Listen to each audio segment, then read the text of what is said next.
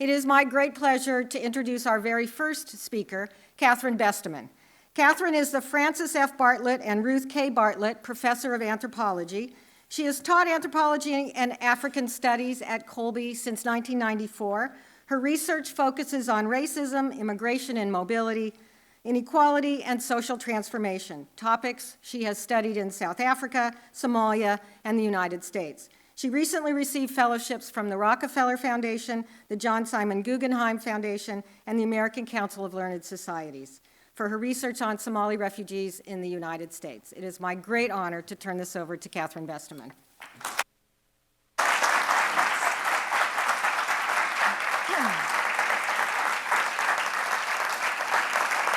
Thank you. It's wonderful to be here for this event in honor of our new president. Welcome. Last year, my honors student, Katie Lindquist, said to me, the anthropology department needs to talk more about adventure as a big part of the discipline. You guys do a great job of teaching how anthropology analyzes politics, inequality, power. You teach about empathy and compassion. You teach the anthropology of history, the anthropology of policy and civic engagement. You teach how to think about culture in globalized, complex ways. But you don't talk about adventure. Anthropology is about adventure, and you should tell people that. I've thought a lot about her advice. I know why we don't advertise adventure as one of the signature characteristics of our discipline. We're embarrassed about the popular hero-rescuer image promoted by Indiana Jones movies. We've renounced the intrepid white man in the jungle living with the natives image of the colonial era. Adventure sounds uncomfortably like an imperialist, self-congratulatory, I went over to the other side and lived to tell about it tale. But as I've reflected on Katie's advice, I've realized that I'm reacting to only one narrow definition of adventure. Anthropology is fundamentally about border crossings and crashings of all kinds, intellectual, spiritual, emotional, psychic, ontological, and such crossings and crashings are inevitably adventurous. Anthropology as a discipline asks one to take an extreme adventure, that of leaving one's own reality behind and attempting to enter, imagine, even collaboratively create a new one. Anthropology is about trying to understand what the world looks like and feels like through other people's eyes and bodies. It asks us to denaturalize the familiar, to suspend the known, to sweep away preconceptions and assumptions about why things are the way they are, about morality, ethics, norms, values. Anthropology is often about putting oneself in situations where one does not know the rules, where one might feel utterly out of place, where one is resolutely, profoundly, acutely uncomfortable. Opening all of one's assumptions and beliefs about reality to scrutiny and potential transformation is frightening, exhilarating, and adventurous. Before coming to Colby, I worked in 3 different field sites. First, while still in college, I worked with female prostitutes in my own hometown of Seattle, trying to grasp their understandings of their profession. During grad school, I lived in a tiny conservative Catholic farming village in northern Portugal, trying to understand the gendered economy of farming on the eve of Portugal's entry into the EEC. For my dissertation research, I lived in a village in remote southern Somalia, trying to understand what capitalist agricultural development would mean to subsistence minority farmers living in an authoritarian state. Each of these research experiences challenged my understanding of what constitutes the natural world, the spiritual world, the ethical world, the gendered world, and the mutual responsibilities that come with being human. In each of these periods of field research, I thought my way into a new reality. At Colby, I joined a department where we demand intellectual adventurousness from our students, even if we don't yet call it that. We press and prod students to examine their taken-for-granted realities, a process that demands that they look deeply at themselves in order to assess their reactions to others, asking them over and over, not unlike 2-year-olds, why do you believe this? Why do you believe that? Why do you think this is true? Why did you respond to this question in that way? How can you make that claim? How are you defining truth? In response, students talk about having their minds blown by anthropology, never seeing the world the same way again, rethinking all of their beliefs and values as they create for themselves a new understanding of themselves and the world around them. In the anthropology department, I work alongside anthropologists whose research invites spectacular intellectual adventurousness. Mary Beth Mills interrogates presumptions about the gendered nature of work and labor activism in Bangkok's factories. Chandra Bimal asks us to think about imperialism and race up in the air through the medium of air travel. Maple Raz's collaborative work with Croatian alter-globalization anarchists questions what comes after socialism for progressives. Winifred Tate asks us to understand the impact of US foreign policy toward Colombia through the eyes of those who craft it and the bodies and eyes of those who are affected by it. David Stroll's work with Ismaili Muslims in India interrogates complacent assumptions about the intentions behind philanthropy and civic service. Each of these anthropologists conducts adventurous research that pushes their readers and audiences into new intellectual terrain. My fourth field research experience was alongside Colby students in Cape Town, South Africa, where for 2 years we worked together to understand how people in South Africa are experiencing the massive inequality and deep racial divides that have persisted since the end of apartheid.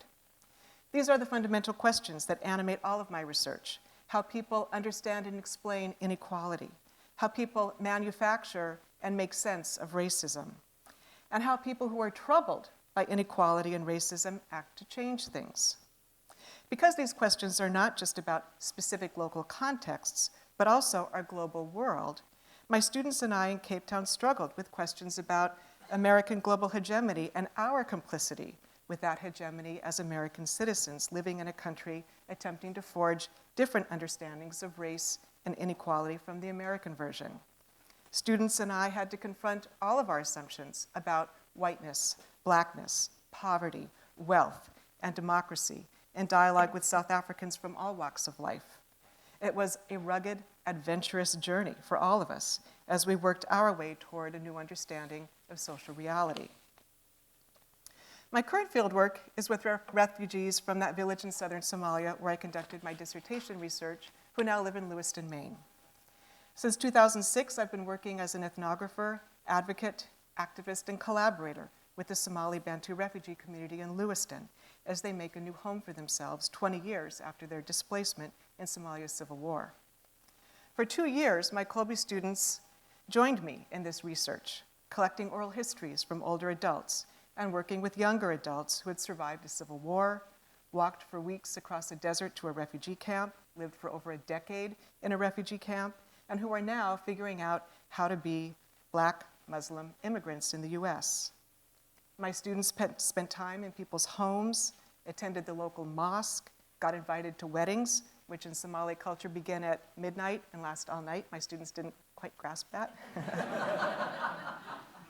Hosted their young collaborators at Colby, and working together with members of the refugee community, created a beautiful museum exhibition featured here at our museum, as well as at a museum in Lewiston, as well as this website about the refugees' experiences. This website is now used in schools and for community purposes all over the country. This is adventurous work. It demands an utter openness to other ways of seeing the world and an ability to respect, really respect, views that are different than one's own.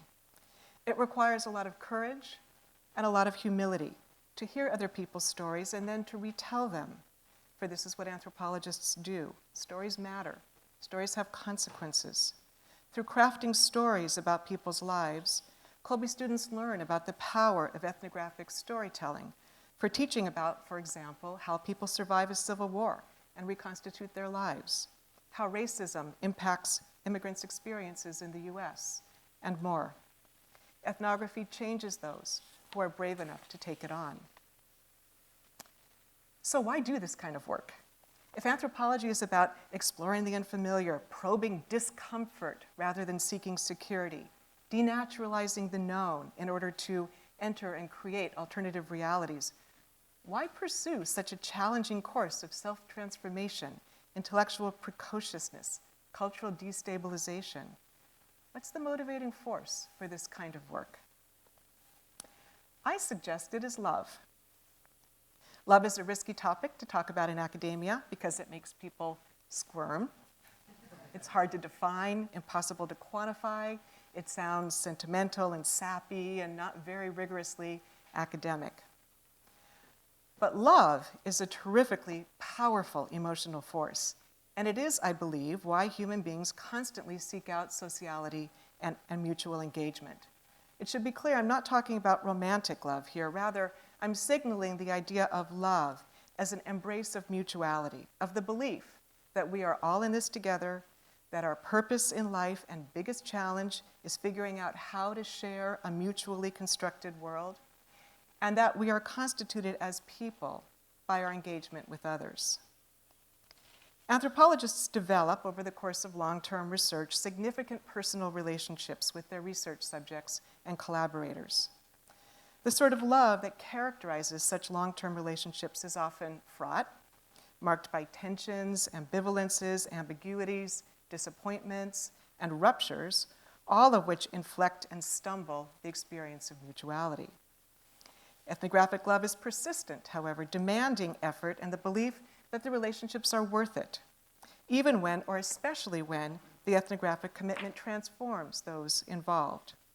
Our students learn about this form of love when they read ethnography and when they themselves engage in long-term research and realize that the process of doing anthropology is the process of creating their own humanity as human beings centered in networks of social relationships.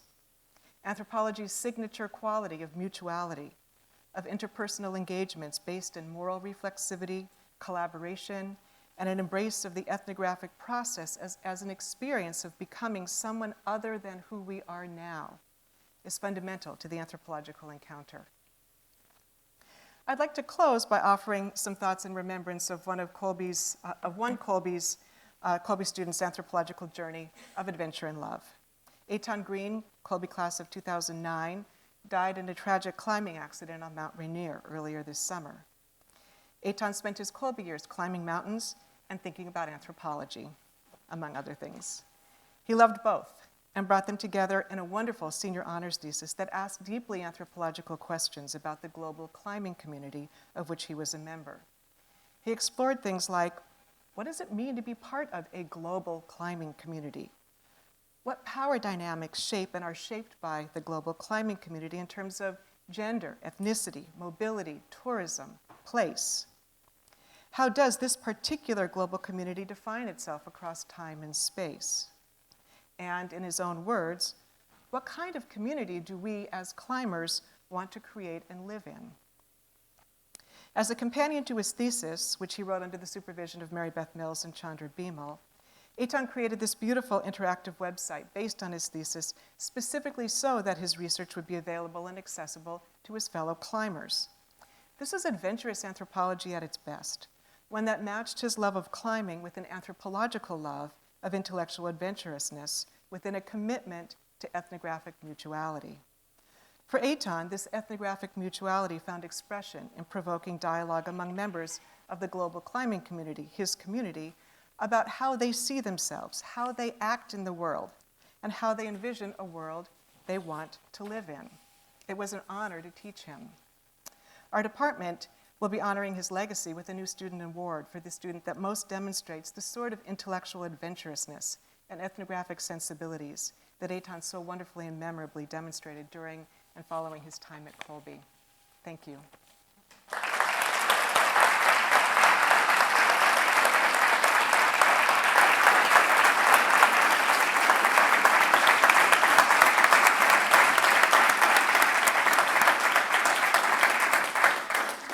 Thank you, Catherine. The floor is now open for questions. If you have one, please raise your hand, and please also raise your hand high enough so that we can get you on mic. We're trying to capture all this, so if you would have the patience to wait for the mic to make its way toward you, we'd all appreciate it. So, questions? Be adventurous. Be brave.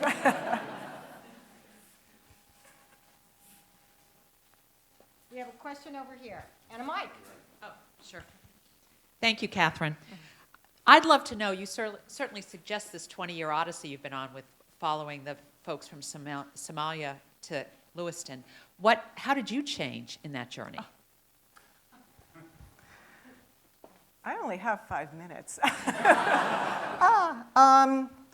What's interesting is that I would say my fieldwork in Cape Town, where I worked with activists deeply engaged in projects of social transformation following the end of apartheid.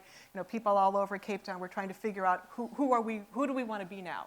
How do you not be a racist anymore? How do you challenge all of these old structures that inhabited our lives? So I spent a lot of time in meetings with grassroots activists in their projects of self-transformation as well as social transformation. And I learned a lot about how you do activist work and how you do advocacy work and how hard it is and how often you fail. And it was an extraordinarily humbling, oftentimes depressing, and sometimes exhilarating experience. So that really shaped me then when the refugees began moving into Lewiston. Facing enormous social challenges. The entire city faced enormous challenges as it was literally transforming overnight.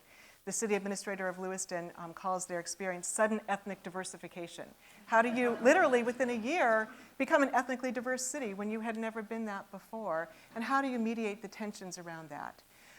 So it was my experience in Cape Town that gave me, I think, patience, humility, a lot of rage, but I think a productive way for how you take rage about inequality and racism and actually go back to the same people over and over and over and over and over again to talk through the challenges that were emerging in Lewiston. So it is, I would say, on this 20-year journey through this process, I'm both a far more euphoric person and a far more enraged person. Watch out, students.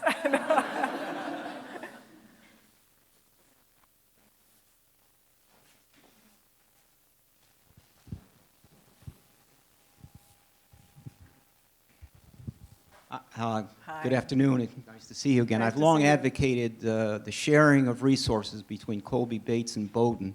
Since you were in the backyard of Bates, did you share resources, and how did that transpire, and what suggestions would you make along those lines in the future?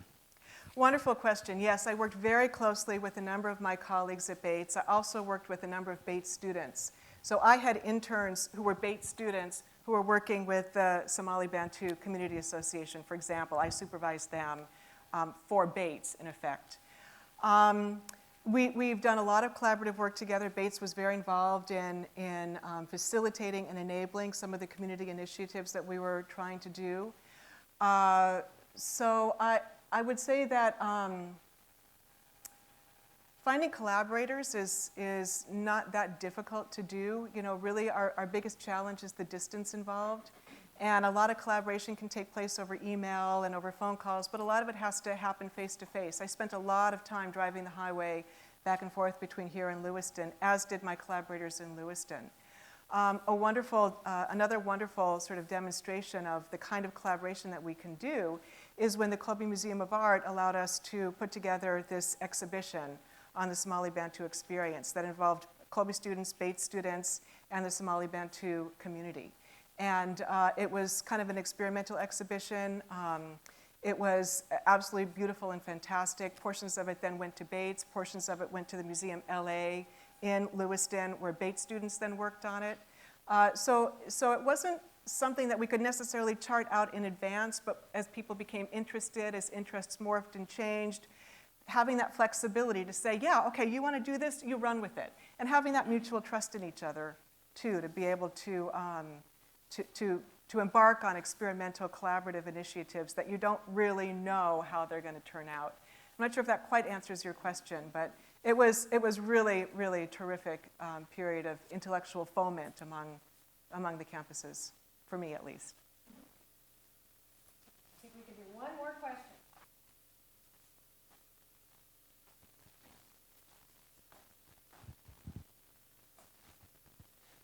Thank you. That was really great. It's wonderful to see, when I work with students, to see it from the other side and the results of all the things that we do with them. So you talked about risk-taking, and you talked about the inevitability of failure in this kind of work. How do you emotionally prepare and support students to deal with the fact that they are going to have risk and they are going to fail? Yes, that's a great question. I teach a course called the Anthropology of Public Engagement, And one of the things that students do over the course of that semester is a project of public engagement, through an anthropological perspective or an anthropological lens.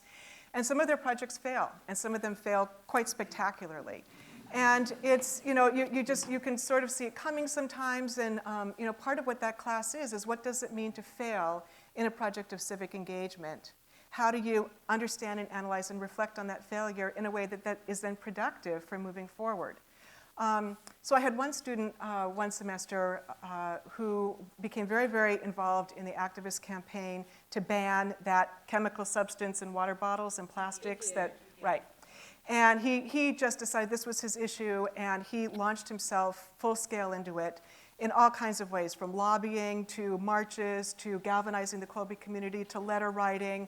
He wrote op-eds, he wrote ethnographic pieces, et cetera, and it failed. And he ended up in my office in tears. He was shattered. He just couldn't believe how you could put so much effort into something and have it not work. And he has since, written me lots of letters about how he's taken that experience and that now, has continued that in his life as a member of civic communities where he's engaged in civic projects like this all the time. So those are, of course, huge growing moments. We all know that. But navigating with students through the emotional turbulence of having something you care passionately about, or a relationship that you've invested so much in, a research relationship that you've invested a lot in, not work out well. I mean, that's the path to adulthood, learning that process. All right. Thank Catherine, you. thank you very much.